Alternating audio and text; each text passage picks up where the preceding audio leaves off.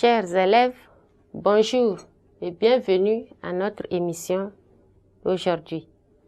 Nous allons voir une leçon de conjugaison et cette leçon a pour titre la voix active et la voix passive.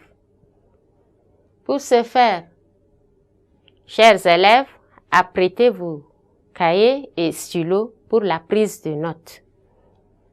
À la fin de cette leçon, vous serez capable de distinguer la voix passive et la voix active. C'est-à-dire, vous allez reconnaître quand un verbe est à la voix active ou à la voix passive. Maintenant, soyez attentifs. Je vais lire le texte. Les policiers traquent les gangsters. Les gangsters sont traqués par les policiers. Je reprends pour une meilleure audition. Les policiers traquent les gangsters. Les gangsters sont traqués par les policiers. Nous avons deux phrases ici. Maintenant, prenons la première phrase. Les policiers traquent les gangsters.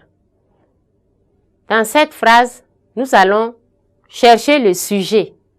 Le sujet ici, c'est les policiers. Qui traquent les voleurs? Ce sont les policiers. Donc, les policiers ici, c'est le sujet. Et ici, nous constatons également que c'est le sujet qui fait l'action. C'est réellement les policiers qui traquent les voleurs. Maintenant, dans ce cas, nous allons dire que le verbe traquer dans cette phrase est employé à la voix active. Pourquoi? Parce que c'est le sujet lui-même qui fait l'action. Maintenant, prenons la deuxième phrase. Dans la deuxième phrase, on nous dit que les gangsters sont traqués par les policiers. Maintenant, qui fait réellement l'action ici? Nous savons que les policiers, c'est toujours les policiers qui traquent les gangsters. Mais ici, le sujet qui est policier est en train de subir l'action au lieu de faire l'action. Le sujet est en train de subir l'action. Donc, ici, on nous dit que le verbe traquer, ici, est employé plutôt à la voix passive.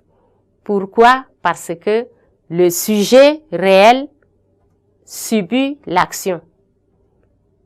Et dans ce genre de phrase, nous avons deux sujets. On a un sujet apparent et un sujet réel. Et le sujet réel subit l'action au lieu de la faire. Voilà. Donc, en définition, nous pouvons retenir que quand un verbe est à la voix active ou forme active, c'est que le sujet fait l'action.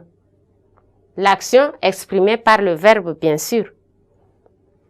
Maintenant, on donne un exemple comme les policiers traquent les gangsters.